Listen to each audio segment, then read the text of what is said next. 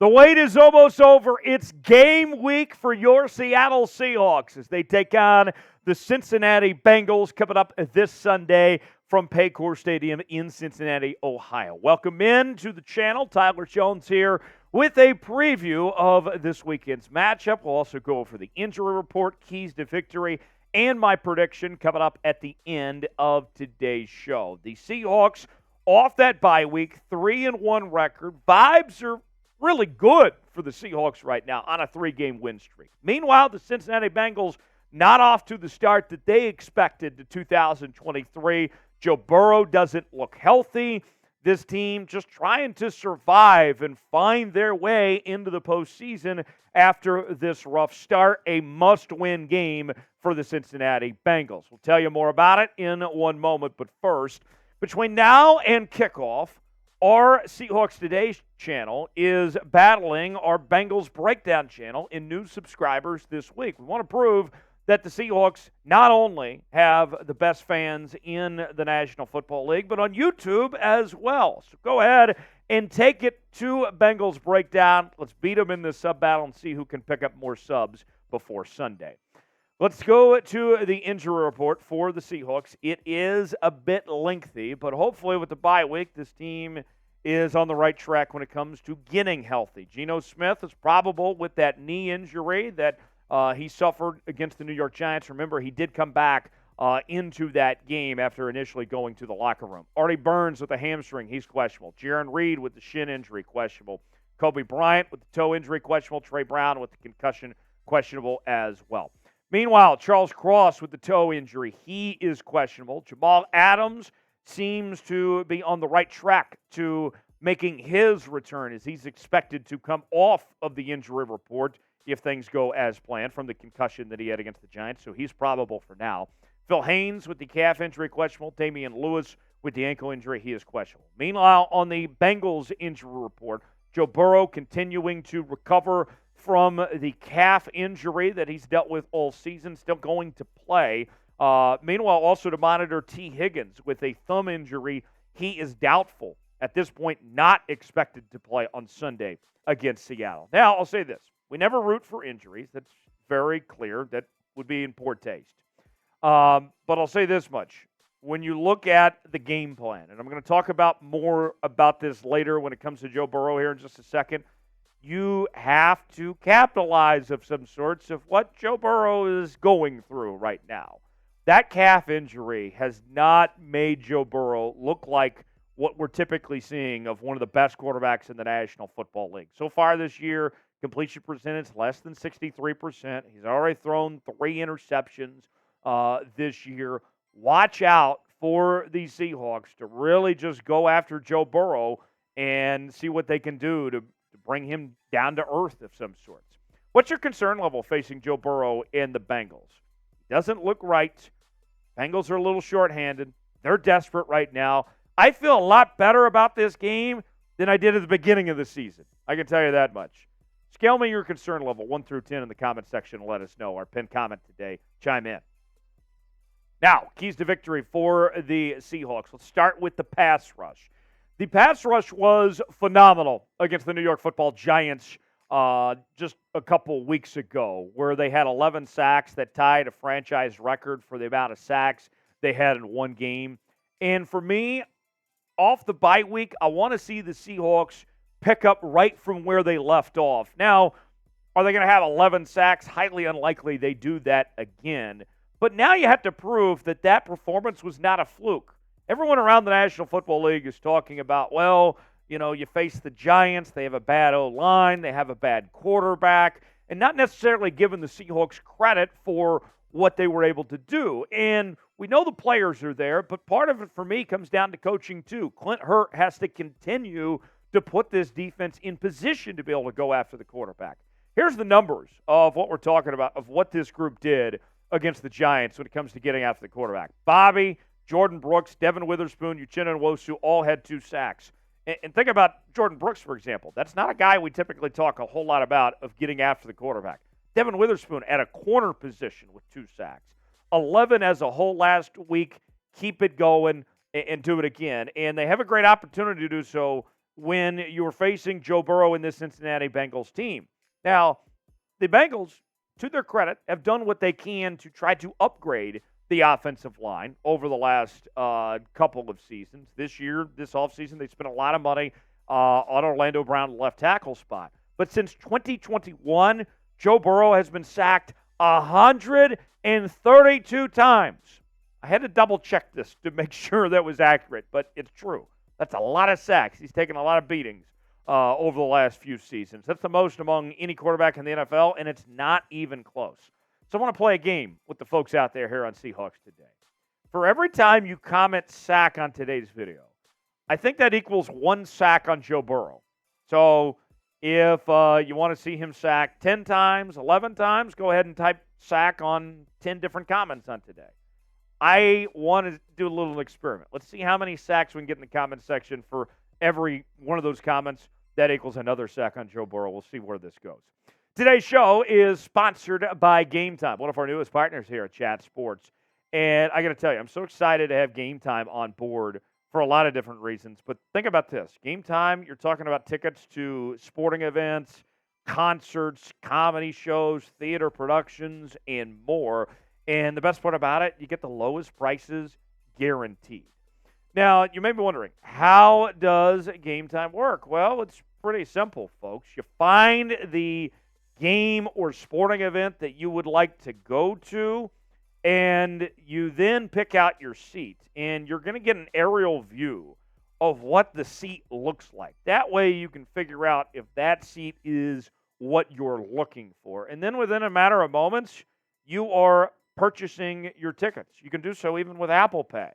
And I got to tell you, recently I decided to go see my Kansas Jayhawks play University of Texas down in Austin, and I got my tickets on Game Time. And I saved money, and you can too. Here's what we're offering viewers of Seahawks Today. You can get $20 off. Yes, you heard that right. $20 off when you use the promo code SeahawksChat at checkout. Download Game Time today, create an account, terms and conditions do apply, and start saving with Game Time. Seahawks Chat for $20 off. Sign up today. Tell them that Tyler Jones Chat Sports sent you. You'll be glad you did. Number 2 on our keys to victory for the Seahawks is establishing the run. And we know Pete Carroll, Shane Walter and company want to run the football. That's a given when you talk about the Seattle Seahawks. But this week, it is very important. And more so than what we've seen in other weeks. I'm going to tell you why here in a second. Bottom line is this. You establish the run, you win football games. That's how it works in the National Football League. The teams that win the most are the teams that run the football the best. And you look at the statistics. The Seahawks' run game is improving right now, comparably speaking to what it was to start the season. Kenneth Walker, I asked you guys on our community tab a couple days ago who the MVP of the season was. You guys told me you think it's Kenneth Walker right now. Kenneth Walker's been fantastic. He's got 5 touchdowns, 283 yards. Zach Charbonnet starting to come into his own. I think this run game is figuring it out piece by piece. It wasn't there necessarily at the beginning of the year, but it's slowly coming along.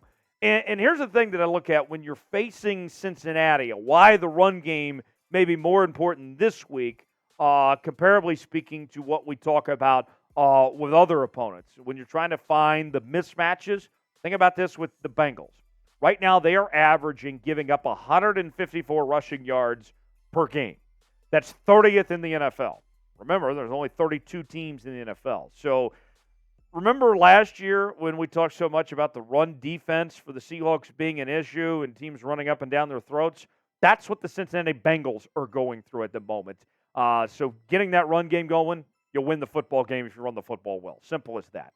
Number 3 on our keys to victory, converting on third down. The Seahawks have struggled so far this season when it comes to third down conversions. Even in the games that they've won, they haven't done a good job when it comes to those third down situations. It's been a problem all season, and hopefully it improves sooner rather than later. I mean, put it simply, if you get the Seahawks to third down, you're likely going to get the football back based on what these statistics show.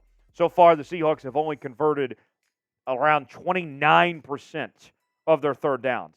That's 31st in the NFL. And it doesn't just stop there. think about this. When we factor in the number of attempts that have been made, the Seahawks have converted just 13 of those third downs. That's tied for the worst in the NFL. So the rate's not good. The pure numbers aren't good. This is a problem for the Seahawks. And most of the time it's happening when they get in these third and long situations. So do what you can on first and second down. You make a life a lot easier for you when it comes to third down. Who will be the Seahawks MVP against the Bengals this week? We talked about Kenneth Walker earlier. Talked about Geno Smith. Who are some of the names that come to mind that you think could step up for the Seahawks? Chime in the comment section and let us know who you think. Number 4 on our keys to victory is winning the turnover battle. And I got some statistics that we'll get to here in just a second, but I'll say this much. The Seahawks haven't always won the turnover battle in the games that they've won this year, and the game that they did lose this year, the turnover battle, wasn't necessarily an issue in that game. But think about this. There's 2 games in particular. You go back to the Detroit Lions game and then last week's game against the New York Giants. You combine those 2 games, the Seahawks were +6 in the turnover margin. And in those 2 games, that made a noticeable difference, a significant difference. You're talking about 6 more possessions combined in those games. So although it hasn't necessarily been what you needed every week, it has helped you in those 2 circumstances in particular. The numbers for the Seahawks have been pretty good when it comes to turnover margin. Plus 1.3, third in the NFL. Giveaways per game, they're first. They're doing a good job of taking care of it.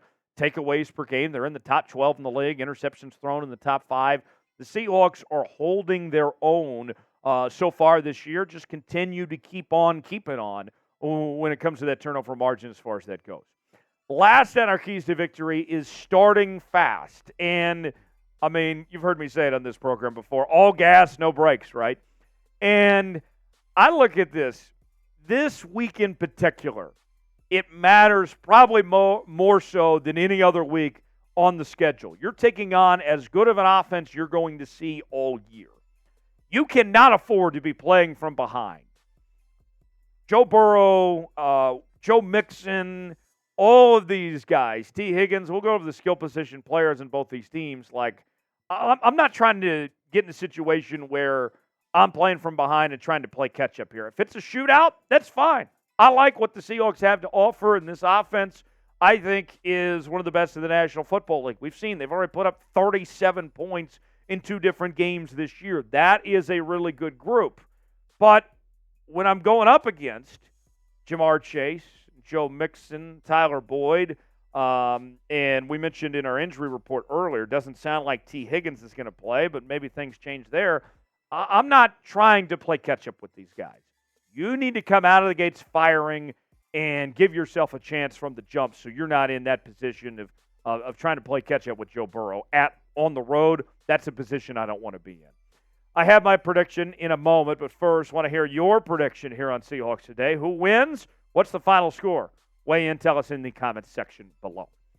So, to recap, our keys to victory for the Seahawks: pass rush continue where they left off against the Giants. Got to establish the run the football, convert on those third downs. That's been an issue for the Seahawks. Win the turnover battle and start fast. Cannot afford to be playing from behind against the Cincinnati Bengals. If the Seahawks do all those things, I like a Seahawks win. I think Seattle can get this done on the road, coming off the bye. A lot of momentum. Should be getting some guys back. The Bengals are a hot mess right now with a lot of issues. I'll take the Seahawks 34-27 to get it done on the road against Cincy. We'll be live for this one here on the channel. Myself and Smitty will be here with you. Our coverage will begin at 9:30 a.m. Pacific time on Sunday. We will see you then, right here on Seahawks Today.